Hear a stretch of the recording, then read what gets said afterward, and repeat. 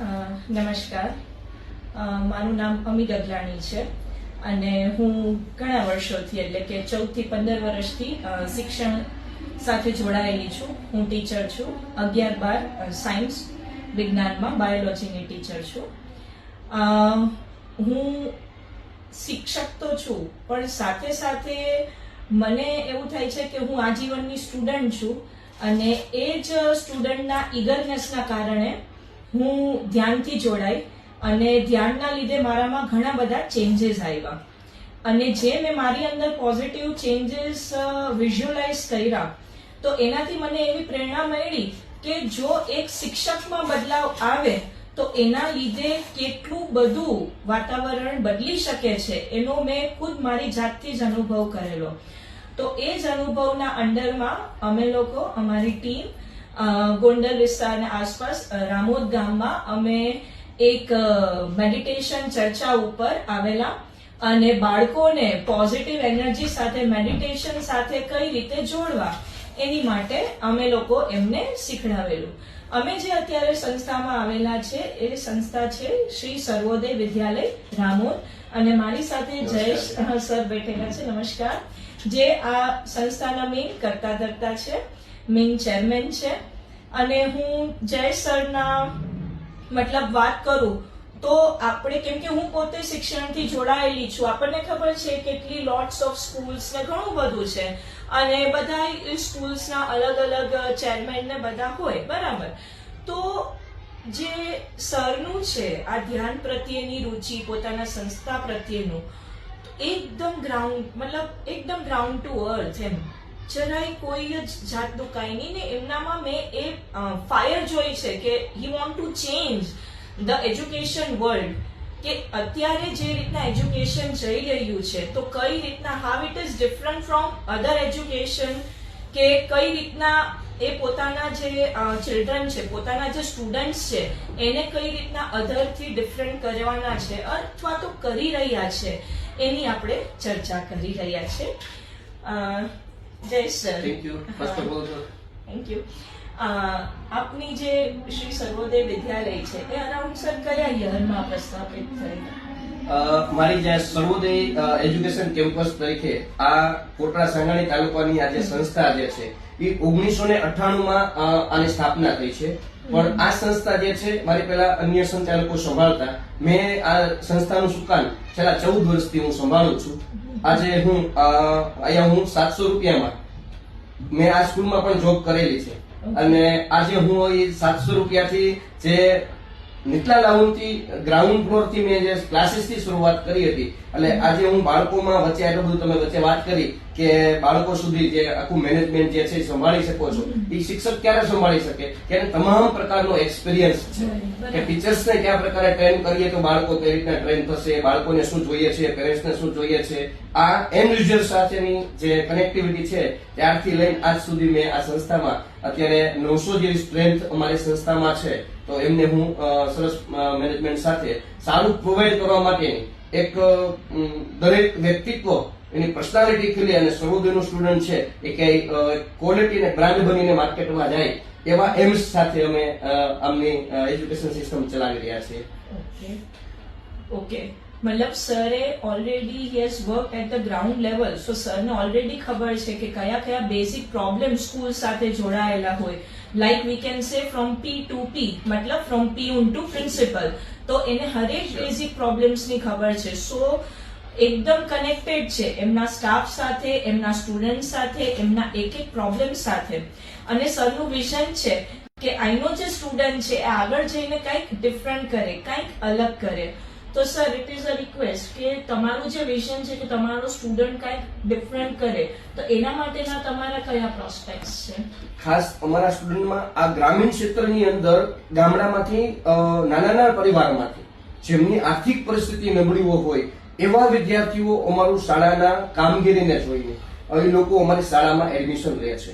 તો મને એક વિચાર આવ્યો કે આ બધા ગ્રામીણ ક્ષેત્રમાંથી આવે છે તો એમને ગુજરાતીનો બેઝ પણ બહુ ડાઉન હોય છે. તો એ તો કમ્પ્લીટ કરાવવાનો છે, પણ અહીંનું બાળક જે છે ઇંગ્લિશમાં પાવરફુલ થાય આધુનિક યુગની અંદર, એઆઈ ટેકનોલોજીની અંદર અત્યારનો જો યુગ આવી ગયો છે, તો અમારી સંસ્થાની અંદર જે વિદ્યાર્થીઓ સ્ટડી કરી રહ્યા છે તો એને ઇંગ્લિશનો બેઝ પાવર કરવા માટે થઈને મેં 2025-26 ની અંદર એક ગુડલિસ્ટનો કોર્સ સિલેબસ જે છે એ મારી સ્કૂલમાં અપનાવ્યો છે, જે સૌરાષ્ટ્રમાં લગભગ અન્ય કોઈ જગ્યાએ ગુડલિસ્ટ કરાવવામાં આવતું નથી.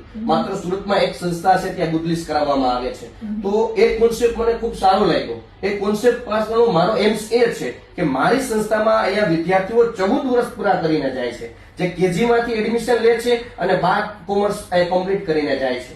તો એના ઉપરથી બે વાલીનું અમારી સંસ્થા પ્રત્યેનું જે સેટિસ્ફેક્શન છે કે વાલી અમારી ઉપર એટલો ટ્રસ્ટ મૂકી અને બાળક અમને સોંપી દે છે. જે કેજી માંથી સોંપ્યું હોય કે જે 12 સુધી ભણે, જેના 14 વર્ષનો સમયગાળો અમારી સંસ્થામાં જ પસાર કરે છે. તો આ સ્ટુડન્ટ જે છે ને એ નબળું ના રહે અને માર્કેટમાં કાલ સવારે જાય ને તો ઇંગ્લિશનો બેઝ કમ્પ્લીટ હોય ને એવા હેતુથી મેં આ ગુડલિસ્ટનો કોન્સેપ્ટ અપનાવ્યો છે.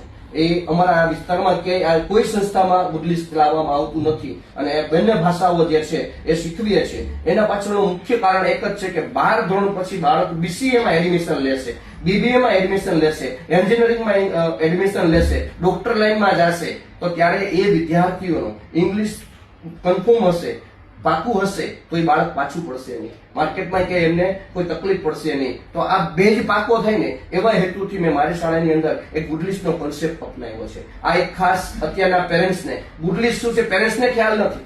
પેરેન્ટ્સ ગામની ક્ષેત્રમાં ઘણા બધા પેરેન્ટ્સ અનએજ્યુકેશન્સ છે, એમને બી હજી ઘણા બધા પેરેન્ટ્સને એ બી ખ્યાલ નથી કે આ ગુડલિસ્ટ શું છે, પણ એમને ખ્યાલ નથી.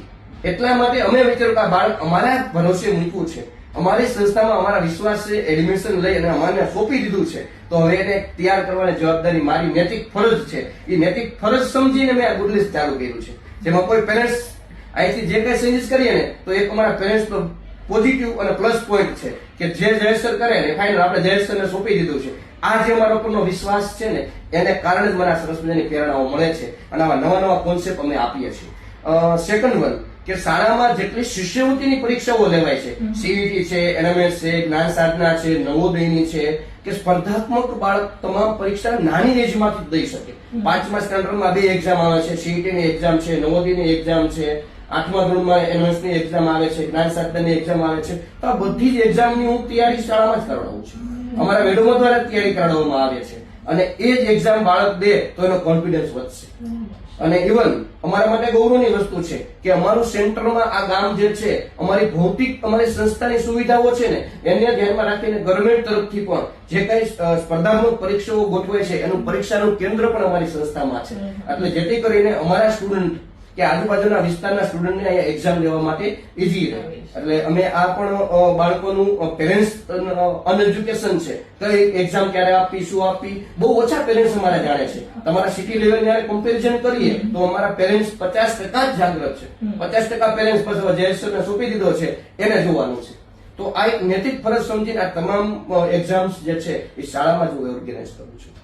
બહુ સરસ. અત્યારે આપણને ખબર છે કે આપણે રેગ્યુલર એક્ઝામ્સ જે આપીએ છીએ એના સિવાય જે કોમ્પિટિટિવ એક્ઝામ્સ છે એ જ બાળકને બીજાથી અલગ કરે છે અને ઈ કોમ્પિટિટિવ એક્ઝામ એનો બેઝ આખો બનાવે છે, જેથી કરીને આગળ જઈને જેડબલઈ જેવી, નીટ જેવી, સીએ જેવી, કેટ જેવી એવી મોટી મોટી આપણી ઇન્ડિયાની એક્ઝામ્સ એ ક્લિયર કરી શકે છે.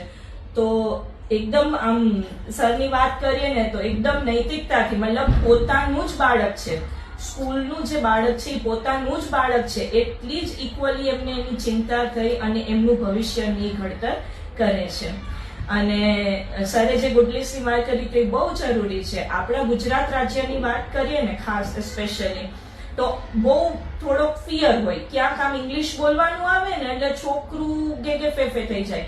કોઈ ઇંગ્લિશ મીડિયમનો છોકરો હોય, કોઈ ગુજરાતી મીડિયમનો છોકરો હોય, 100% ગુજરાતી મીડિયમ વાળા છોકરાને કદાચ વધારે જ આવડતું હશે ઓલા કરતા, પણ ઓલાનો કોન્ફિડન્સ જે હોય ને ઇંગ્લિશ બોલવાનું એ આ બિચારાને ન હોય, એટલે એ બિચારું ક્યાંક પાછળ પડી જતું હોય છે.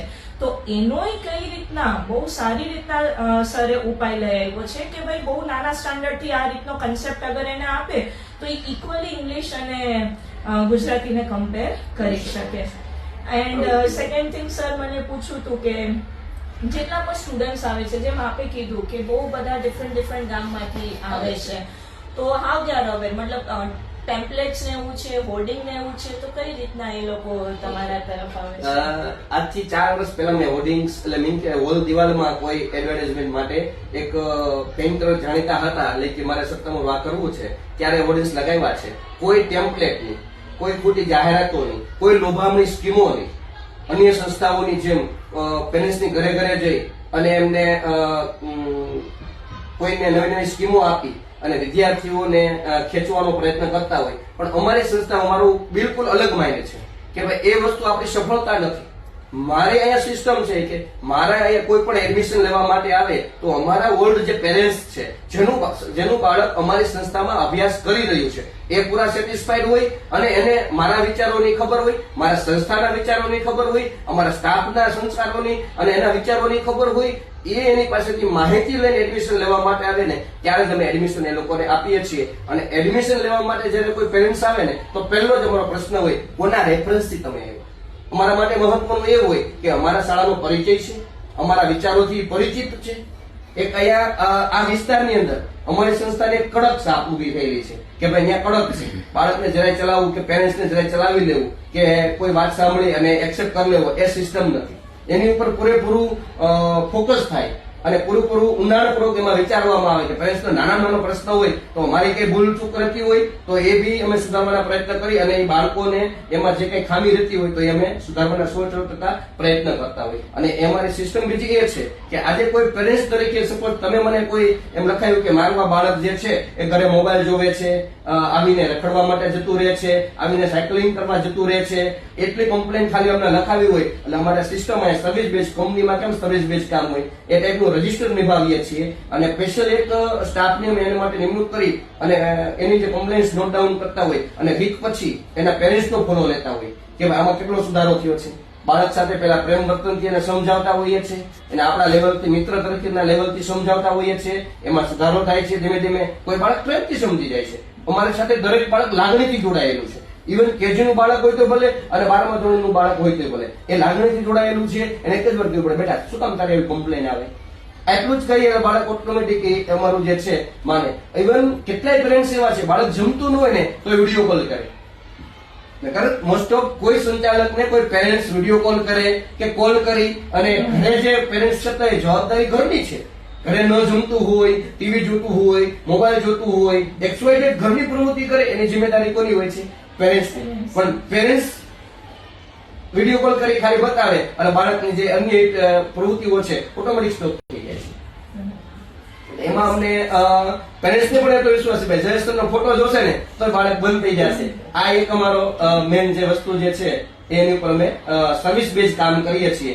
અને એડમિશન માટે હોર્ડિંગ્સ ને એવું અમે બને ત્યાં સુધી ન આપતા હોઈએ છીએ. હું સ્ટાન્ડર્ડતામાં માનું છું. આ કોઈ વસ્તુ વેચવી નથી કે આ કોઈ પ્રોડક્ટ સેલ કરવી હોય તો આ વસ્તુ કરવી પડે.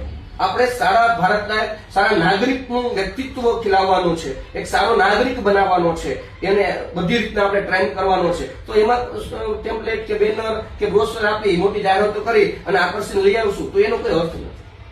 પેરેન્ટ્સ દ્વારા જ અમારી સાચી જાહેરાત અમારા પેરેન્ટ્સને સંતોષકારક કામ મળે છે, એ બીજાને રેફરન્સ આપે છે અને એના રેફરન્સથી એડમિશન આવે છે ને એમાં મને આત્મસન્માન મળે છે. ખૂબ સરસ.